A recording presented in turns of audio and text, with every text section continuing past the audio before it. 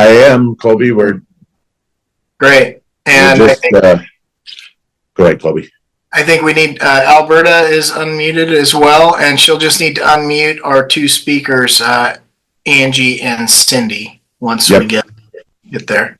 Yep, and she should know. And Alberta, whenever you're ready, you can take the lead, and we can get going.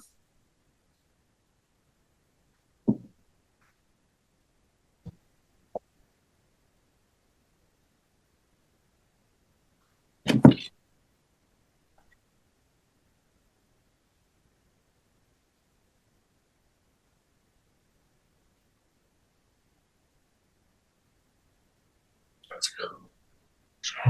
Stand by.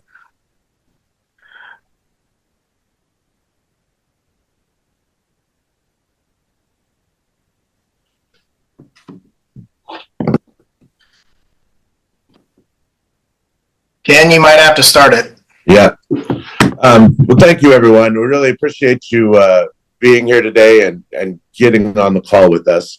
I know Alberta is, she's actually, I think she's in London today. And so I know that she's working over the phone between London and Akyaa to get things done. First off, I'd like to say thank you very much for taking the time today to get on this call with Colby, myself, and our two speakers that we have. We're excited to be able to present to you and knowing all of the interests that we've found in Ghana to look at Nebraska as a place to do business and a place to create and make relationships. We thought that this would be a good first step to allow folks that are interested to kind of get a little flavor of how things kind of work in Nebraska, kind of what Nebraska is all about, and how best to kind of step into this. So, and I don't know, Alberta, are you free now? Are you available? Okay. Do we have the assistant director of ag? Are you here today? And then I wonder if he's unless Alberta unmutes him, they can't speak. So well, I'll tell you what. Here's what we're going to do. We've got Colby unmuted. We're going to need Angie Baber unmuted, and Cindi is unmuted. So let's just move ahead. Colby, I'm going to turn it over to you. Okay. I will let you introduce everyone, and then you can start in with your part of the presentation. Thank you. All right. Well, all right. Thanks, Ken. So, and Ken, if you can turn your camera on, that'd be good. Oh, sorry. We can hear. If I can, yeah. We can hear you. We can't see it. There we go. Sorry. All right. So, a little bit of context here, and I guess Alberta is unable to speak. So, Ken Schilz and I are former legislators here in Nebraska. While we were senators, Ken got introduced to, I guess, a couple of business folks from Ghana, and that's been a great relationship. He started to build as chair of the Agriculture Committee, and that led to a trip that Ken and I took to Ghana a little over a year ago, almost 2 years ago, where we were introduced and started to cultivate relationships with Ghanaian businesses, ag producers. And we took a sitting senator. We took Senator McKinney with us at the time. And the idea was form relationships, work with whoever we could meet to help with a partnerships, right? And so Ken's been kind of cultivating those over his time. Ken, before we turn over our speakers, do you want to talk a little bit about the Ghana ag business? Yeah, absolutely. Let me talk just a little bit about our host today. And I know that Alberta is trying to get connected here. She's working there, but our host is the Ghana Nebraska Agribusiness and Trade Relations Chamber of Commerce, which was instituted in Ghana about almost 1 year ago. And it's just been an amazing thing to watch happen. Last time I checked, which was a little while ago, they had already had over 150 members, that we're all paying members that are interested in creating and helping foster the relationship between Nebraska and Ghana and Africa on a broader scale. And so with that, they've been together. They have a board of directors. They have a number of different committees that are all working towards helping to improve agriculture and the agricultural way of life in Ghana. And they look and see Nebraska as a great partner and ally because of our situation with our irrigation having both surface water and groundwater, our difference in the crops, the same kind of geographic area and all that. So the Ghana-Nebraska Agribusiness Chamber of Commerce is extremely excited to be able to bring this to you. And so with that, I will turn this back over to Colby. And like you said, thank you so much. Yeah, so I think on the call here, excited to hear our two speakers today are members of that association. So they are across the ocean, most of them in Ghana, and they've all been very excited to kind of hear from our speakers today. So we've lined up two speakers today, and I'm going to have Cindi go first, and I'll let her give a more detailed introduction of herself. But Cindi Allen has joined us today, and I'm very pleased. She works in the Nebraska Secretary of State's office.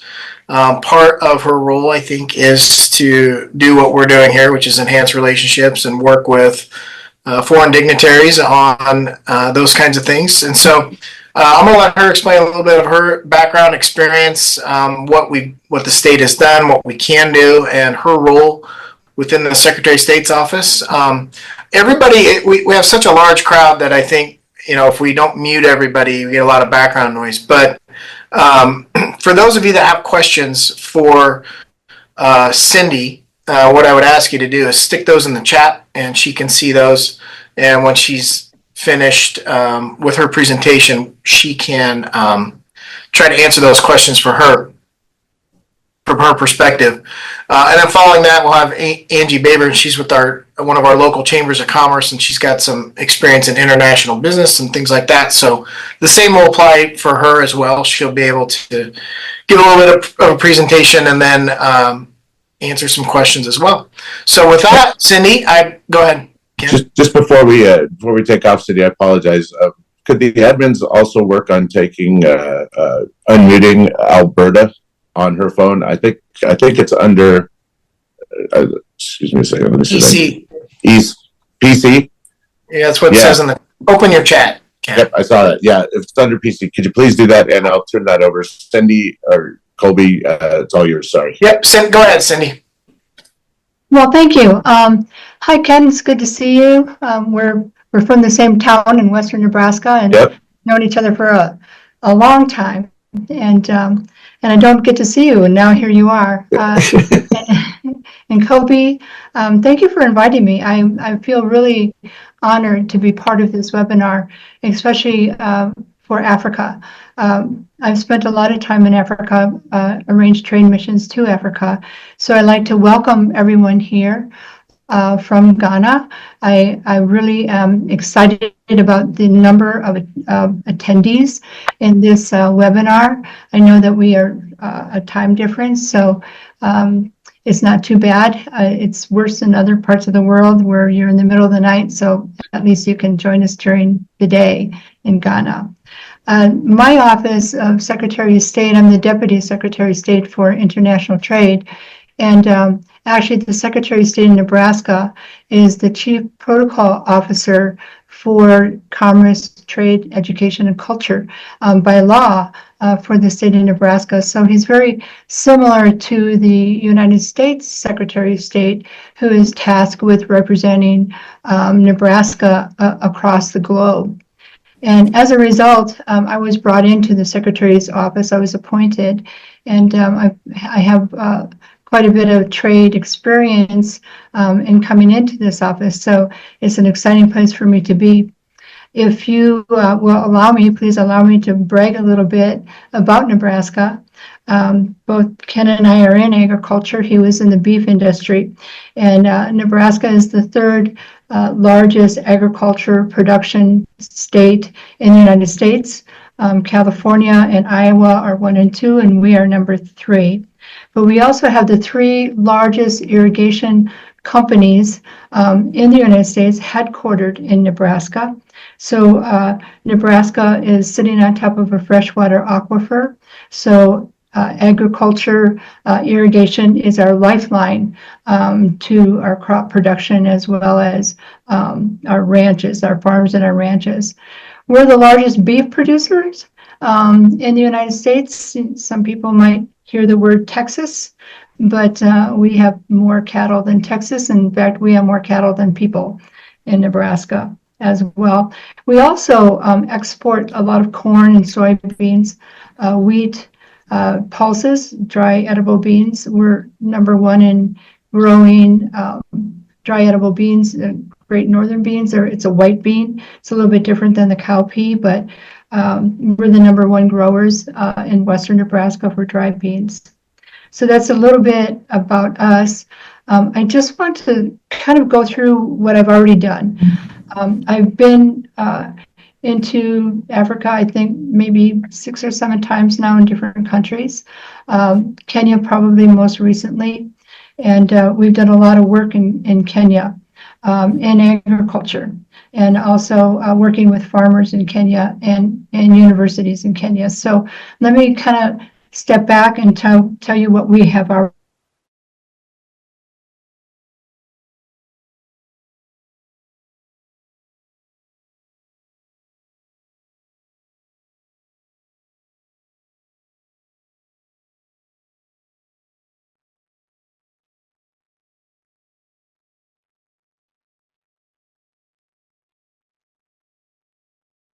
Hello? Okay, I think I'm back. You got muted right at, you were talking about what you've done in Kenya, which I think Okay. the members would appreciate hearing how that could be replicated maybe for Ghana. In Kenya, we've gone into Kenya 3 times now, and with trade delegations that I've arranged.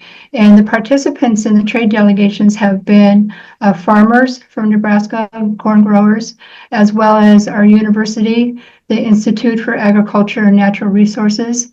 And we've also brought along the director of Doherty Water for Food.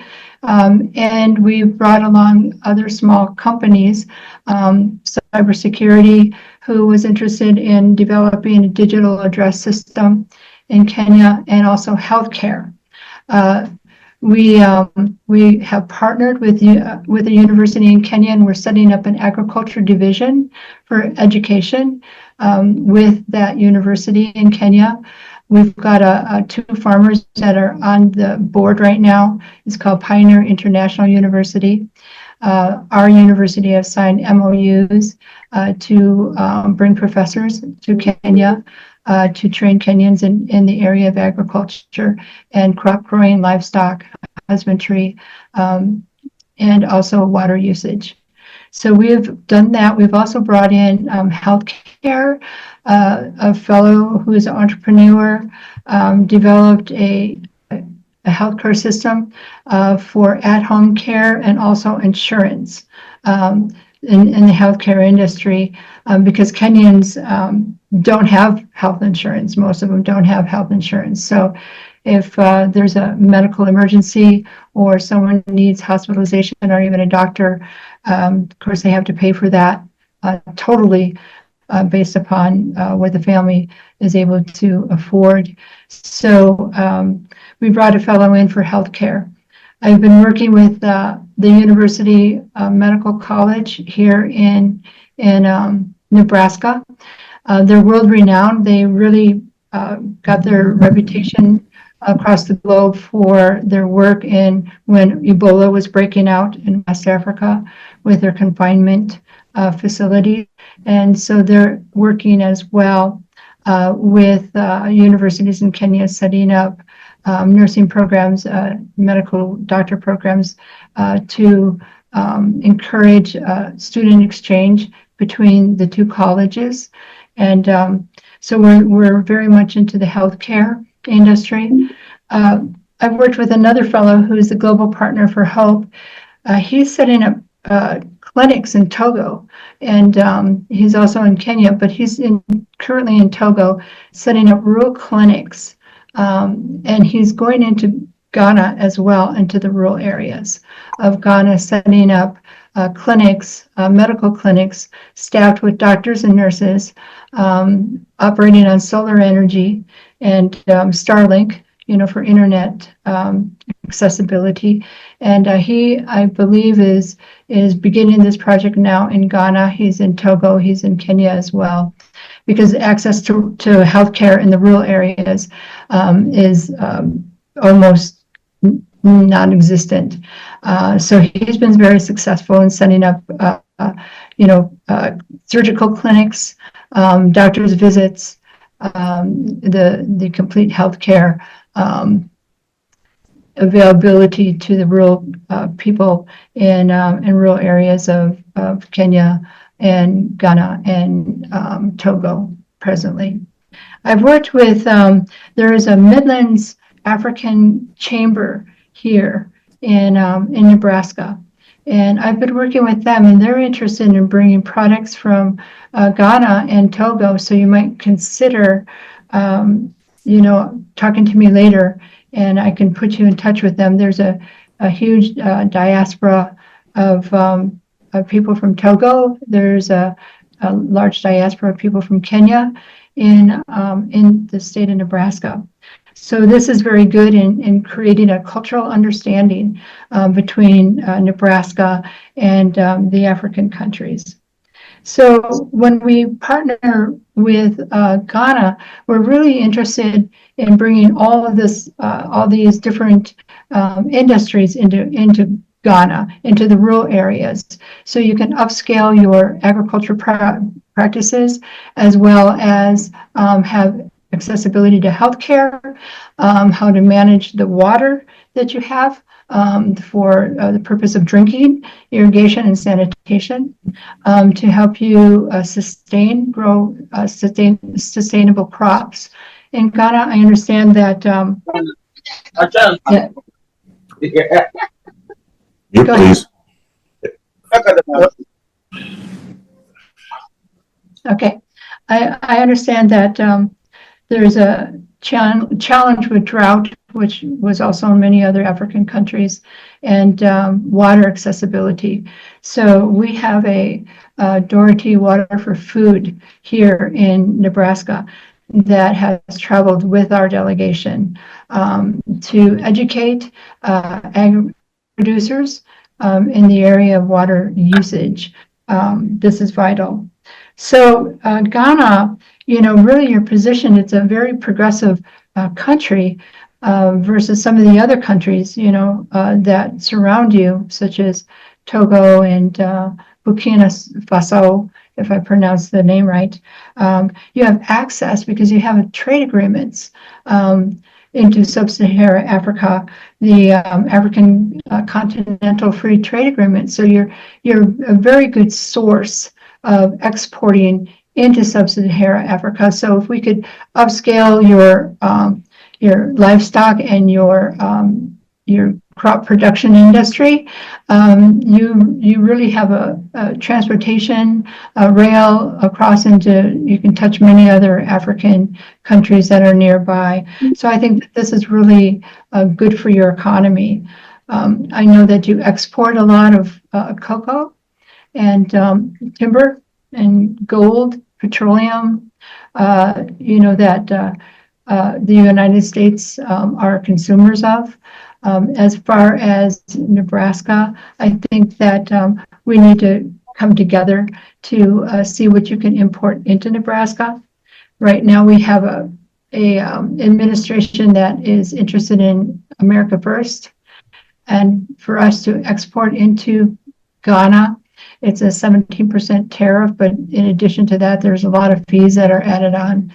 So that is something that might be obstacle that you need to go through with the government there, and also for us here. We have a voice in trade matters, especially in agriculture from Nebraska. So we're able to cooperate with each other. I was in Morocco and I visited Zupo, who had a large group of students from Ghana who were studying husbandry, poultry, animal husbandry in the area of poultry. And so, they came from Ghana, they lived there. They stayed there for 6 weeks before they returned back to Ghana. And I really think that there's some schools like that located in rural Ghana, set up by ACDI Boca for animal husbandry, which is really great. But we had some Kenyans here, and we brought them in to show them our livestock industry and our feed yard industry and the research that we have behind it. We're huge exporters of DDGs, which is dry distillers grain for animal feed. And also, we have 4 ethanol plants here that I believe you grow maize in Ghana, and it is a possibility that will add to your energy sector if ethanol plants are set up in Ghana as well. I hope I'm not getting ahead of myself a little bit. No, I think, Cindi, I think that's great. I'm gonna, if Alberta's unmuted, I'll let her introduce herself and kind of chime in here. She's kind of the boots on the ground there. But before we do that, Cindi, can you talk a little bit about how everything you have described, I think, is what this group would like to see happen in Ghana, right? And I see Ken nodding his head here. So can you briefly just touch on the process that the Secretary of State's office went through to kind of do these things that you were just describing? And Sure. I organized the trade missions out of our office, and they're more diverse than when they're organized through the Department of Agriculture, because I look at it in a more holistic way, to serve the needs of the people that are there. And so I look at who would fit into the delegation as far as what the country needs. When we went to Kenya, I looked at how to ban on GMOs. So I brought experts in biotech from the university with us, sort of to educate a little bit more on the GMOs, the biotech crops. So they were part of the trade delegation. I invited them on. I invited 2 crop producers to Kenya with us to talk to some of the farmers, local farmers in the rural areas on crop production and planting methods, conservation methods, water usage, that type of thing. So when I look at a country, I put together a trade that's very good and invite certain delegates to participate in this trade mission. I usually fund it through USDA. The university pays their own way, but the funding through USDA pays for those who are there specifically for agriculture. So it's fully funded through federal grants. We brought a reverse trade mission over here using federal grants. And so the process is I set some dates. We arranged to meet government officials.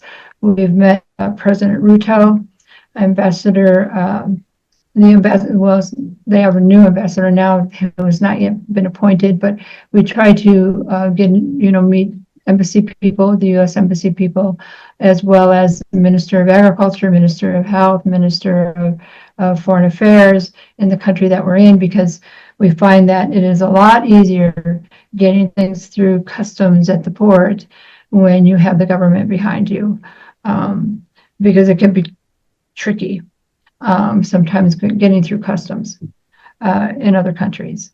So, and then we go, we go to the country and we've lined up our business to business meetings, some of our site visits. We hold a lot of meetings and have people come in to meeting rooms at the hotel that we're staying at. And it's pretty much how I organize it. So in Ghana, the emphasis would be on agriculture and agri-tech. Innovation in agriculture is one of our leading industries here in Nebraska, and it really makes a difference as far as crop production and yields. And as I mentioned, all the water conservation practices, plant. So if we are able to go into the country and hold seminars, to upscale land and agriculture, that's what we do. Thank you, Cindi. In the interest of time, Cindi, there's a really nice chat, something I'd encourage you to look at in the chat here. But in the interest of time, Alberta, if you're unmuted, do you want to chime in with any comments before we move on to Angie? Okay, thank you so much, Colby, and then thank you, everyone, for coming on. I think that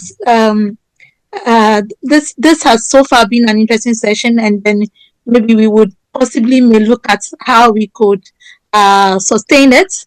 It's been the first time the numbers have exceeded, and so we are still trying to work on the challenges behind. But just like indicated earlier, I think the Ghana-Nebraska Agribusiness Chamber started way back in when we all met in Ghana, and we had an interesting conversation, and then we realized that we had the same passion of interest when it comes to agriculture, and subsequently it led to the first delegation traveling to Nebraska in 2023, and then we had a second delegation also in 2024. And I think this session is very timely, very, very timely. We have a lot of people behind. We are receiving messages from the Ghana Exports Promotion Council, the Shippers Authority, all over, because they're all trying to be part of this session, and then they really have so many questions to ask. But for me, this session is very, very timely because the interest in Nebraska is very high. I'm happy the Agri Director is also on board, and he'll be maybe make a few statements. But the interest in Nebraska's agriculture is very high. Everybody is looking at what business we can do with Nebraska in the area of livestock, in the area of crops, machinery, and equipment. The leaders are interested in the aspects of education. Everybody is also interested. So the key is, how do we navigate around? And that is all that, like you've been talking about. How do we navigate? How do we ensure that we are able to make all these trade relations, all this business to business interactions, we are able to be grounded and to understand very much what makes the business environment in Nebraska, and for that matter in America, what makes it tick, and how we can be able to record major milestones. I think for so far it's been progressing. The results are coming out with the partnerships we are having in the education sector, partnerships within the machinery and equipment sector. So it means the potential is very high, and the potential is very good. How do we enhance it? How do we advance it? How do we strengthen it? And how do we ensure that we make the most, the best out of it? So the topic is in itself, how to do business in America with Americans, is very strategic. And we are hoping, I think so far, these are some of all the things. I think if my colleagues will share the screen, these are some of the things that we've done in the past. And all these from the northern sector, we have a lot of interest. This when Senator Schilz was in Ghana, we took a trip to the northern region, visited some of the farms to basically understand what the needs are. And I believe Mr. Asamani will speak much on it as well. So right now on the call, we have participants also from Kenya, we have participants from Rwanda, we have participants from Uganda, Zambia, and all over. How do we enhance it? How do we use Ghana as a case study to also provide solutions or bring the Nebraska solutions to all these countries using Ghana as a case study? So I think for me, it's welcoming, it's interesting. I'm very happy we're able to do this, to lift it up from just a speaking section to an action-oriented session, and then we are looking forward to what we can do better to strengthen the relationship between Ghana and Nebraska. I think we've been looking at the cattle sector as well, with a lot of opportunities also within the dairy sector, and what Nebraska can bring on board when it comes to the livestock and the dairy sector as a whole. This is the Turaku market when we met with some of the leaders of the market in Ashaman in the Greater Accra region. I think there are more of these that have been done over the years. If the pictures can scroll quickly, then I think there are a number of repetitions. So the interest is very, very strong, and if we're able to really understand very well how we can do business with America, in America with Americans, then I think we are on the road to advancing what we've already started, and most importantly, strengthening the agribusiness infrastructure and relationship between Ghana and Nebraska. I think if maybe I think so on my side, Senator Colby, maybe this is what I would like to say, and then maybe if we could get Mr. Eric on board as well, maybe he can also throw a bit of light on some of the areas that we need to strengthen when it comes to agribusiness and infrastructure in itself. Thank you. So should we go on to Angie and then come back to Eric, Ken? Yeah, let's do that. Then we can make sure that he's unmuted and not have to wait. Okay. All right. So our next speaker is Angie. Is it Baber? It's Baber. Yep. Great. All right. Thanks, Angie. So here in Nebraska, we have a state chamber of commerce, which is focused on statewide policy primarily. But within Nebraska, we also have many, many local chambers of commerce, which have maybe a different focus, more geared towards their particular communities and their business needs.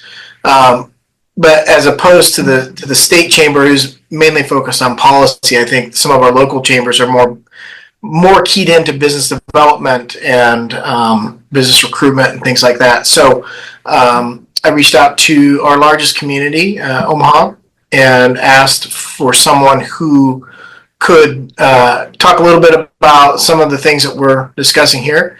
And I'm pleased to introduce Angie Baber from the Omaha Chamber. And I'll let Angie, I'll let you take over from now. And I think you've got a flavor of what the group is interested in hearing about. So would love to hear what you have to say. Absolutely. Thank you all so much for inviting me here today. I appreciate it. My name is Angie Baber. I am the Senior Director of Economic Development for the Greater Omaha Economic Development Partnership. And I've been with the organization, just to give you a bit of background, I just started back with the Omaha Chamber in the spring of 2024. But had been with the chamber for 12 years early at the beginning of my career. So left for 15 years, hung out and did healthcare development and worked in biotech in that 15 years. And now I'm back at the Omaha Chamber doing economic development. So very excited about that. As far as today and the discussions today, what I prepared, and Ken, Colby, let me know if this is the part or if you want to come back and do this, is a presentation on the Greater Omaha region, with our focus being on business attraction and retention to our area. That is my job and what I am doing. I have a prepared presentation I can share with you on Greater Omaha. Yeah, I think that's fine, because I think that what that does is it gives everybody a little bit of a flavor of kind of how things flow here. So I think that'd be great. Okay, I'm going to share my screen here for you all. Hopefully. Yes, there we go. And making sure I get you. All right, everybody can see? Yep. Okay, perfect. I'm going to walk through here and I'm going to kind of brush on some things that Cindi talked about. Thank you, Cindi, for kind of laying some good groundwork for us here, but I will just go ahead and jump into it for us. So we are a central location. We are obviously, Nebraska is in the middle. Omaha puts us almost directly in the middle of the U.S., which makes it convenient to get anywhere you need to in a very short time. We are a regional economic development group. We cover 8 counties and cover across 2 states. You'll see we have 2 counties in Iowa, which are great partners to us as well. And all these organizations work together for the betterment of our region. Our goal is that we don't see county lines. We don't see all that division you see on that map. We all work. What's good for any of the counties is great for us, and then also great for Nebraska. Just to give you a little background on the numbers here, we are a population of just over 1 million people, very young population with 34% being 24 years of age or younger. Show you a little comparison for the cost of living across Omaha in comparison to other large cities within the U.S. You can see our comparison to Dallas, Salt Lake, Chicago, Los Angeles, and San Francisco. We are well below the cost of living of those major cities and 6.9% below the national average.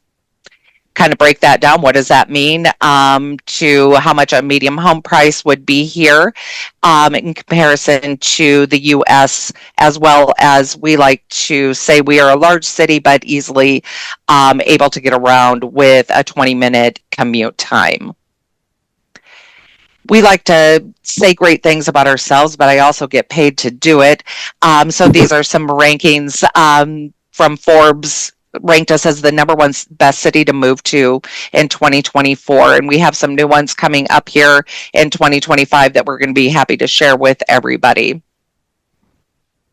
We have great air service. So you can see we have 30 direct flights across the U.S. So not even necessarily that you have to lay over anywhere to get where you need to within the U.S. We are currently undergoing a $900 million expansion of our airport. This will bring us into today's age with our airport, so we're very excited about this, with some centralized security, unified concourse, and a new internationals arrival. We have a lot of great companies in Omaha. Cindi has mentioned a couple, kind of reference them. I do want to share our 4 Fortune 500 companies that are headquartered in Omaha, with Mutual of Omaha, Union Pacific Railroad, Berkshire Hathaway. I'm not sure with Warren Buffett. He's probably our most recognizable person from Omaha by far. And then Peter Kiewitz Sons, which does international construction across the world. We also have some Fortune 1000 companies headquartered here with Valmont. Cindi did reference irrigation and Center Pivot Irrigation, which would be our friends at Valmont here, plus Lindsay, who's not listed, First National Bank, Great Plains, and Werner Trucking. Major business sectors, as you can see in the greater Omaha area, what we love about our community, about our business community, is the diversity within our business sectors. We all know certain things happen sometimes in different industries that cause major shifts and affect communities pretty dramatically, actually. And with our diverse mix, if something's happening within one industry, it isn't fully detrimental to our community, as we are well dispersed here. The major sectors that we are doing business attraction in at this time is agribusiness is at the top, and that includes our biotech and bioag as well, military and defense, financial services, manufacturing, and life science. I'll dip into a couple of these quickly. And if we have questions about them, throw them in the chat, but otherwise I'm going to cruise pretty fast through them. Just showing you a few anchor companies in these industries, some very recognizable, PayPal, LinkedIn, Google, Facebook, all ConAgra and their brands here. As well, we promote startups and scaled companies looking to build here as well. Agribusiness. As we talked about this, there's some stats you can see along the right-hand side. We include both Iowa and Nebraska in our stats as we share in the partnership with our friends in Iowa, and the importance of agribusiness to our community. Here's a look at some of our companies doing business here. In the area, as we mentioned, Valmont and Lindsay from an irrigation standpoint. Also going to quickly touch on manufacturing and logistics. Here you can see the concentration. We are more concentrated for manufacturing and logistics, and a lot of this is within the food industry as well. And we have 2 foreign trade zones within Omaha and Lincoln to assist importers and encourage efficient international trade. Manufacturing and logistics, a lot of companies that are doing business here in our region. Trucking distance from Greater Omaha. We show this so we can show how easy it is to move across the country. Almost everything can move across the country in a 2-day trucking time. Excluding, as you can see on the edges, you would need a 3rd day to get clear on the coast of California, on the West Coast, and then all the way up into the east too. MedTech, another one, we talked about this. Cindi also touched on this about the University of Nebraska medicine and what they are doing in the medical world. We have the biocontainment unit, as Cindi had mentioned, but also what they're doing to foster entrepreneurship and medical technology out of the university medical system. So we work a lot with UNIMED, which is their the university's division that works with being able to commercialize some of those products. Financial technology. We have the finance and insurance industry contributes almost $13 billion to Greater Omaha's GDP. And this is a large part. They took a big piece of that pie on our diversity mix, and we have more than 30%, 37% higher than the national average in payment processing and compliance alone. We are business friendly and well connected from an infrastructure standpoint, as well as the connection to other countries and states. We are home to Offutt Air Force Base and the multiple commands. Specifically within that, I want to call out the U.S. Strategic Command is located here just south of Omaha in Bellevue, Nebraska, one of our suburbs. We are also home to the 55th Wing and the 557th Weather Wing, managing all weather and Strategic Command from the Omaha area. These are other missions that are housed at Offutt: Space Operations, Global Strike, Missile Defense. We, again, are very fiber heavy in our area, and this is a huge thanks to work a long time ago from Offutt, the military, and the Strategic Command. So some of their work with fiber in the early years has paved great way for why you see such growth in the financial and technology fields within Omaha.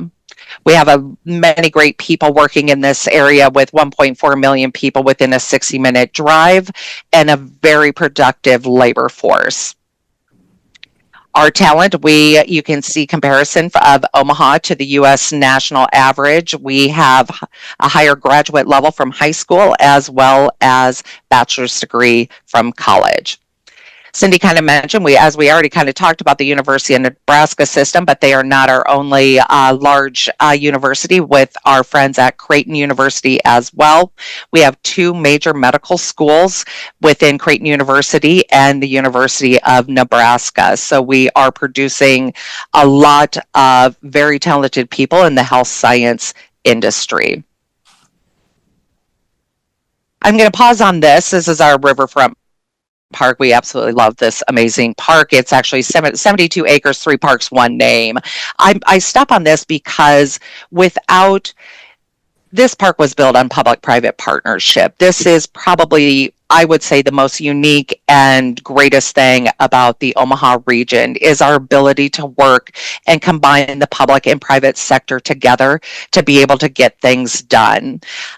This park alone is just one example, but this threads through education to community, anything. Our companies and our people are willing to always work together for the betterment of our community. We have some great attractions here too. If you ever make it to Omaha, we'd love for you to see the #1 zoo in the country. We are also home, if you're a baseball fan and ever do watch college baseball, we are home to the NCAA College World Series. We like to say that we have something for everyone and some amazing entertainment districts and communities that have built up organically through our city that gives you a little taste of everything you can ever imagine in one community. So that is Omaha. I went fairly quickly just because I wanted to be mindful of everybody's time, but thank you so much. And if you have questions, always please. And if you're looking to do business in Omaha and how I can help you, please always reach out. Yep. Thank you. Thanks, Cindi and Angie. And with both of your permissions, I'm sure that if we would like to share your email with the group. Absolutely. For any follow-up questions. So we'll get those to Alberta through that. So there's a few questions in the chat that I would ask maybe Cindi and Angie to look at. But I guess we had one person who was going to jump up and speak next, Ken. I mean, a delegation. I think Alberta. I will turn it over to Alberta if she's available to speak, and she has someone that has joined that would like to say a few words.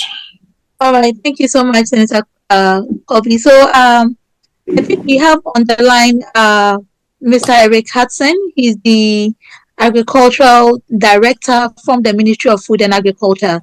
So Mr. Hudson, if you are on, maybe you could take the floor and then share some few insights on Ghana's agribusiness sector with us as well. Thank you. Okay, thank you, Albie, and the earlier speakers. I want to present a scenario on the Ghana front, narrowing down on agriculture as a catalyst for Ghana's trade growth and the role of the international collaboration. Basically, in Ghana, it's largely agrarian and it's rain-fed as well. Agriculture remains the backbone of our economy, contributing significantly about 20 to 25% to GDP, offering us a lot of employment, about 60% of the workforce, and guaranteeing us food security.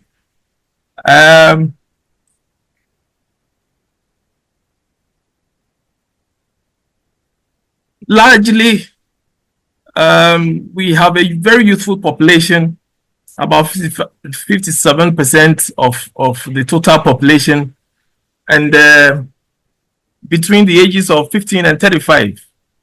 And we have women that are also involved in the agricultural labor force, about 39%. If we should analyze critically, average farm holdings is about 1 hectare. And 80% of Ghana's total agricultural output comes from these smallholder farmers. But we are a little bit challenged. And I like the way Cindi and Angie elaborated on very good schemes and organizations and institutions that are well formidable and could lend us by supporting the way we also do business in Ghana. We are confronted largely with under mechanization. We don't have the machines. The machines, if they exist, are very limited in scope and can offer very limited services to our huge number of farmers. Don't forget I said 60% of our workforce are into agriculture, and it is largely rain-fed. Unlike in Nebraska, that is a home of technology. And we would want to share your expertise with us largely so that it can bring up the general output from Ghana.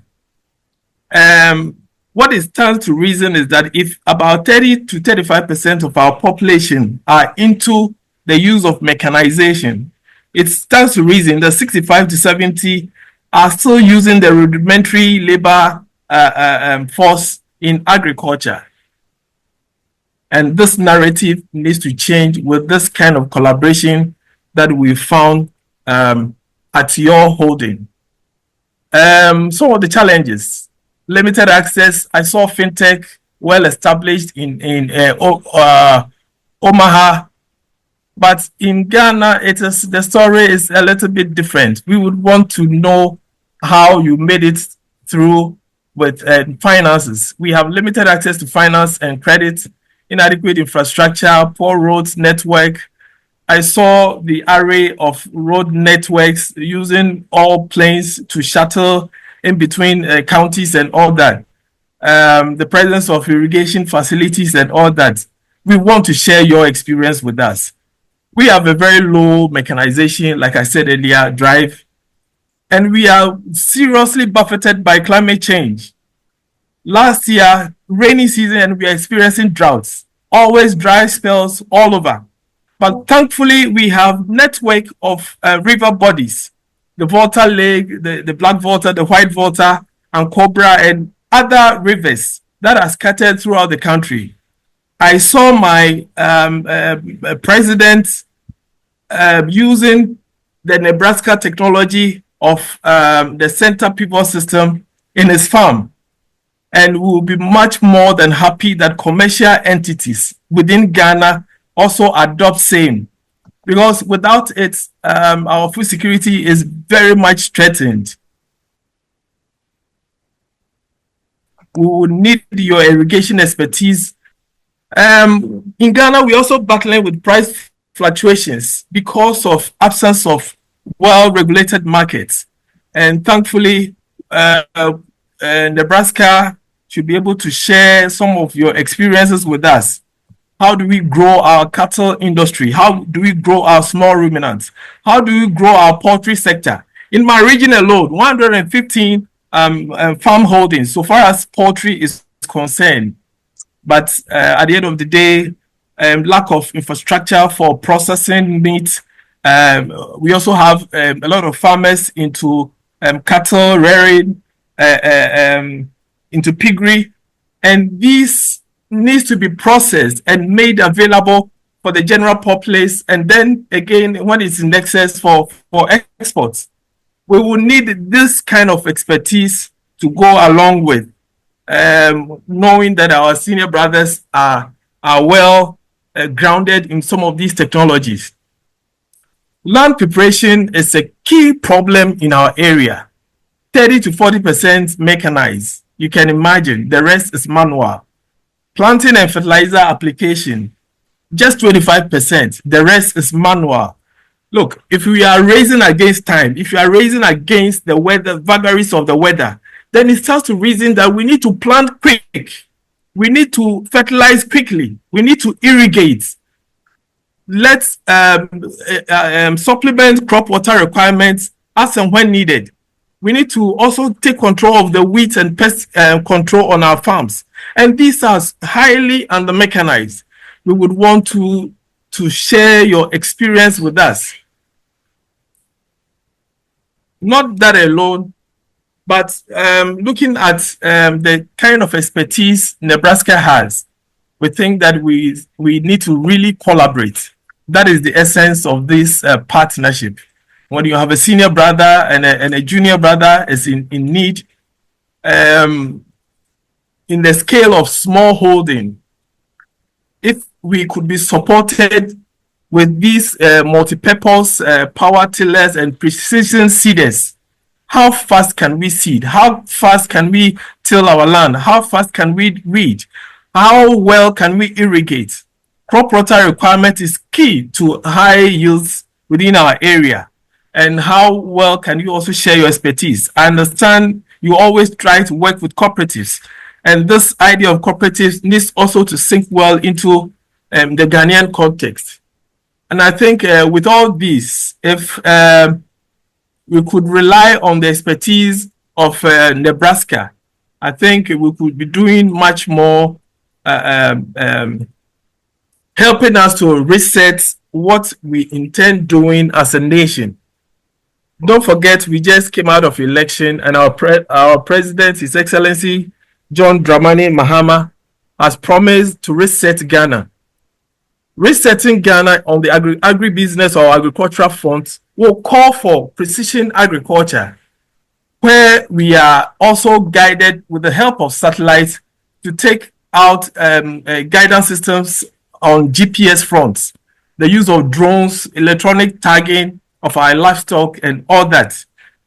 We also understand that you have a lot of agri-tech enterprises, over 1,300 and over, and you are also fostering robust environmental innovations so far as farming practices are concerned. This we will need seriously. I talked about the center pivot irrigation. Nebraska is pioneer all over the world over that you engineered and pioneered this irrigation system. There are some few within Ghana, of which I said earlier that our president has one in his own farm, but it needs to be upscaled. We need more of these to be connected to river bodies to make irrigation easier on our commercial farms. We've heard of your universities that are also collaborating with us on agricultural systems technology, combining coursework and in technology, agricultural sciences, and business to prepare students for modern agricultural challenges. Like Angie said, I see a high number of graduates in agriculture. On the other hand, in our case, the youth are now entering, and largely not so educated people into agriculture yet, although the youth are now being trained to come out to also augment. And you can understand the position of the youth. They also want to dive into technology. For instance, to sit by their computers and just manage drones on their farms. That will actually bring the interest in agriculture. We have so much commodities to share with Nebraska, and we need technology to manage our farms, like the use of drones. I hear you are using drones to pick fruits. You are using drones to spread seeds, using drones to fertilize, using drones to monitor agricultural operations on your farm. These are the things we also want to see. These are the things we want to see. Using drones for data collection and all that. We also want to share in your experience, because we know that there are. And with all these things that we've seen and we are enumerating, also lies in the aspect of technology transfer. You are the pioneers, and we want to share your experiences with us, especially with our research institution and with our some of our commercial farms. Okay. The issue about market access, if you could also delve deeper and give us some professional treatments. We know of Agua, but the commodity scope is a little bit limited. Looking at the array of products that we have, mango, cashew, cocoa, name it, maize, rice, everything. And I know you are a home of global supply of soybean, but in Ghana, our soybean is strategic. It's just pure organic. And I know most of your health conscious Americans will love it to use the soybean from Ghana, because it's really organic and no chemical additives, no chemical inputs are allowed in the production system. We also have a very strong institutions that are also regulating the supply of same, like the Ghana Standards Authority and the Food and Drugs Authority, that are also providing and supporting so far as regulatory compliance is concerned. And we are so much happy with at least the little that we've seen. And we think that foreign direct investment into some of the agribusinesses in Ghana will actually boost up trade among the two nations.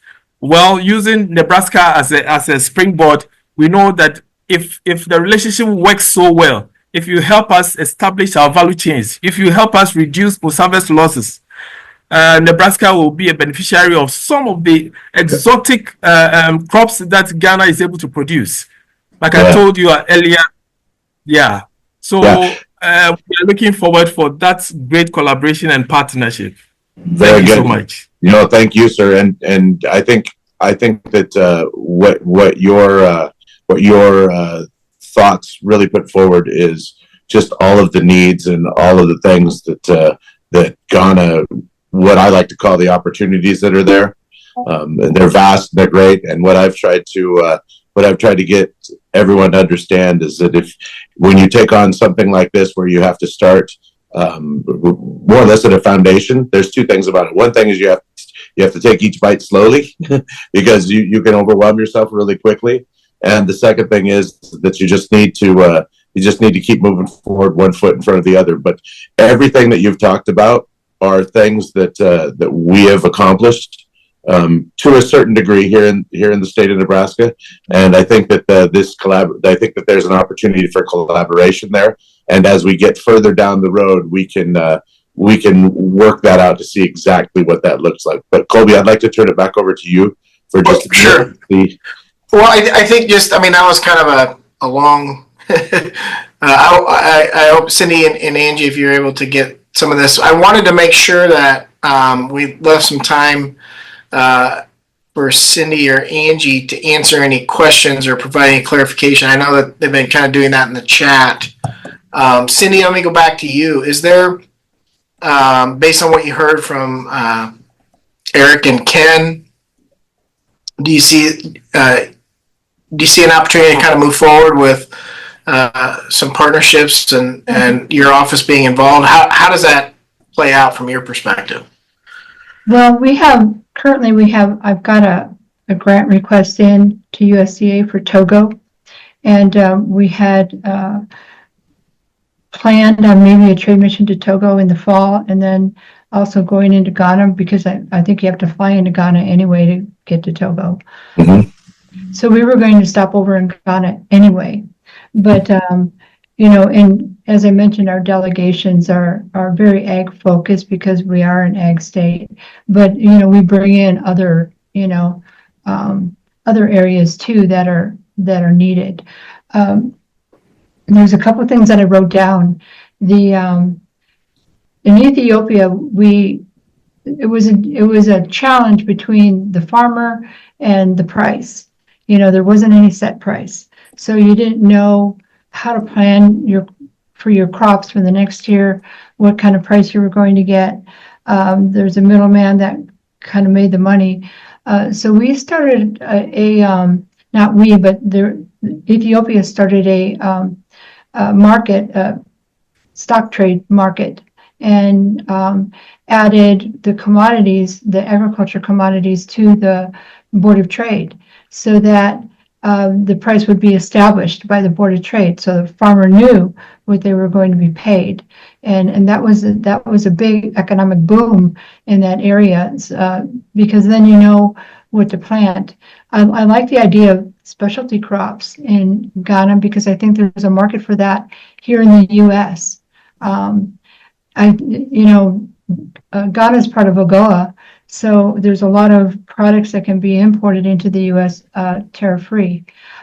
So that's a big advantage. And also in the WTO, Ghana has an advantage as a developing country. So you have most favored nation status, for your imports. So these are all positive things that Ghana has to offer as far as exporting into the U.S. But also we met Dr. Munga, who's sort of the Warren Buffett of Kenya, and he wanted to expand into West Africa.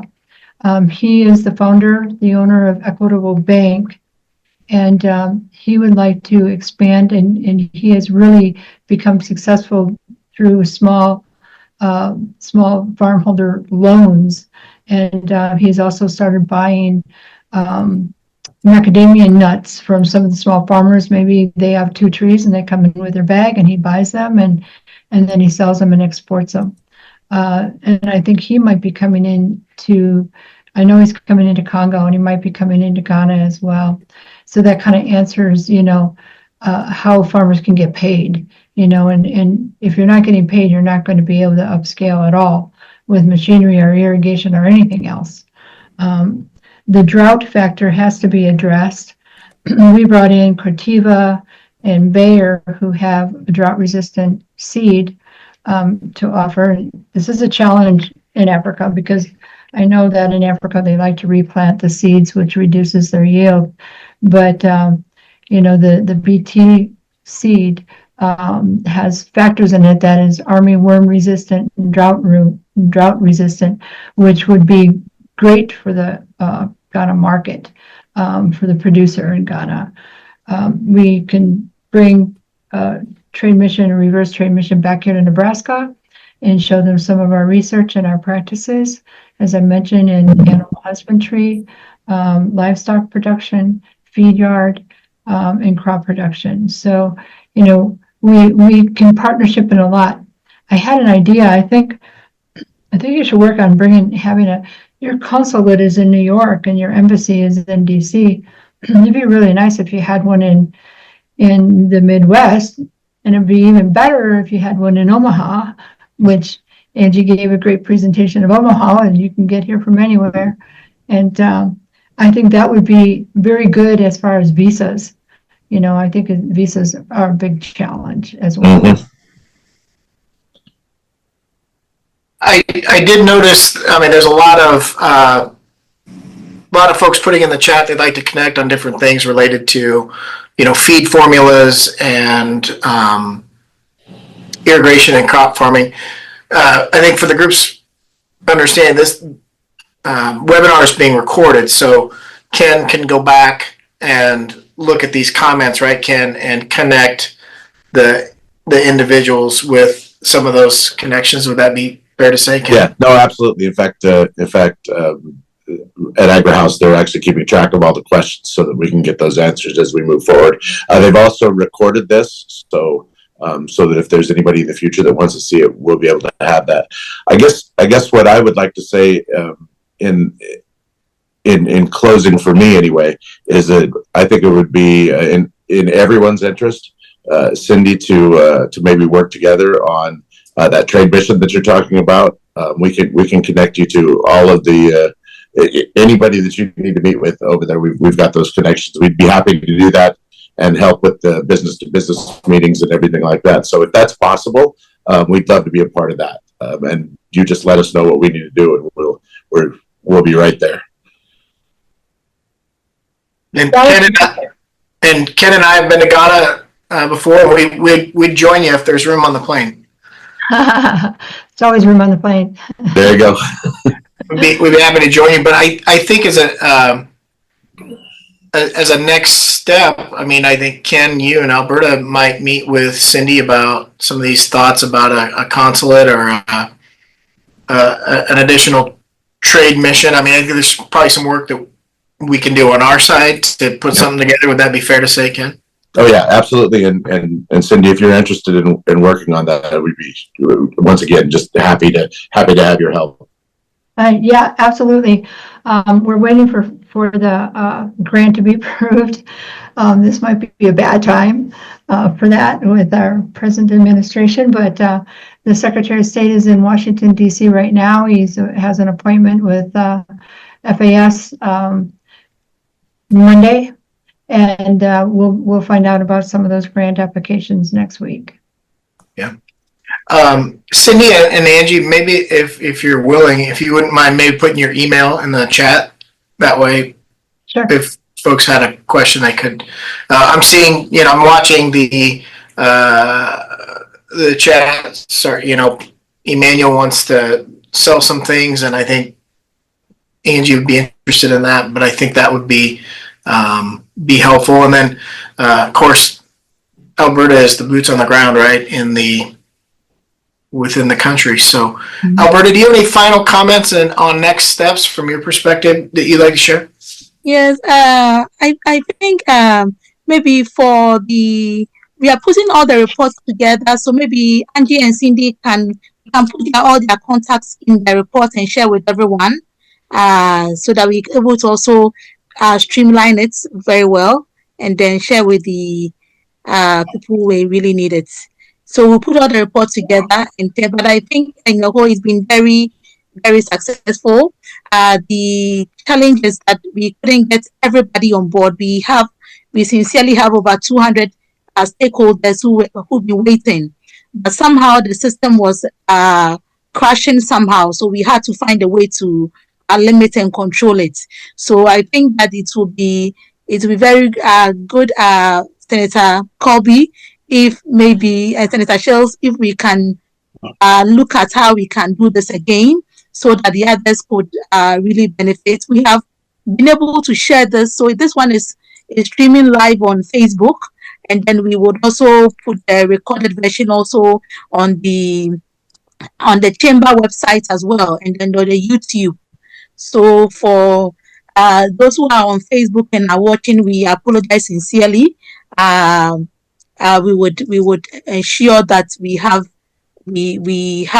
a bigger space to accommodate everyone in the future. I think it's been very good. It's exactly what we needed. We have very key people all over from other African countries on the platform who are interested to see how we can also, with using the chamber as a model to strengthen agribusiness in their regions and in their areas. We have Nigeria on, as indicated earlier. We have Rwanda, we have Uganda, Kenya and Zambia couldn't, I think, join. But I think in a nutshell, it's been very productive, exactly how we wanted it to go.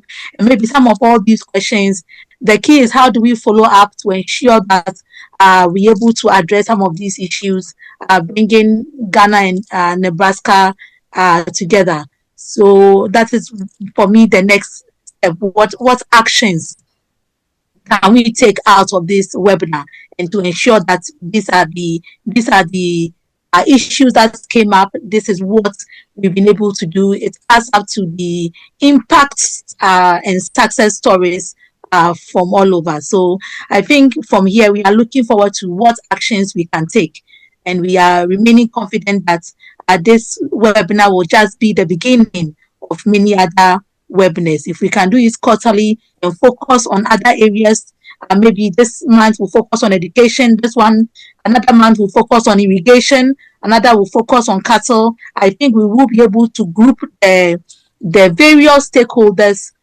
together, because this one is a general one, so broad perspective from all over. But maybe in the future we can, it would be great if we can have you all together again and then tailor it to suit the industries, and then have the right audience for the right webinar, and then address the issues to strengthen the relationship between Ghana and Nebraska. So thank you so much. We are grateful.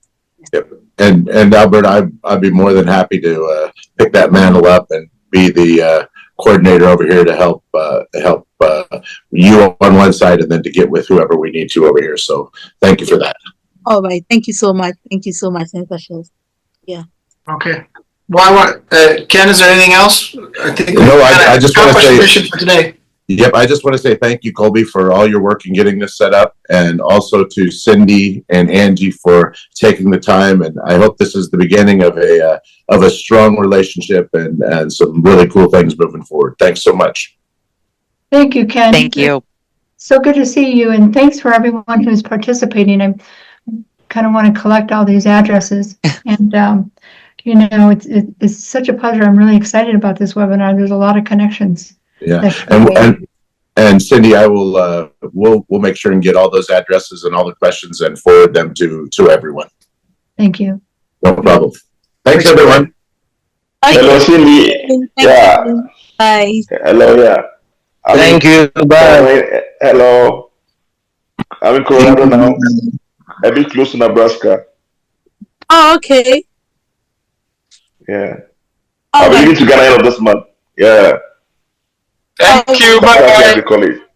Okay. Yeah. Thank you. Thank you. Can we leave? Thanks, everyone. Alberta. And thank you so much. All right. Thank you. Thank you, everyone. Thank you so much. Name. Thank you, Cynthia. Alberta, Thank you. thank you.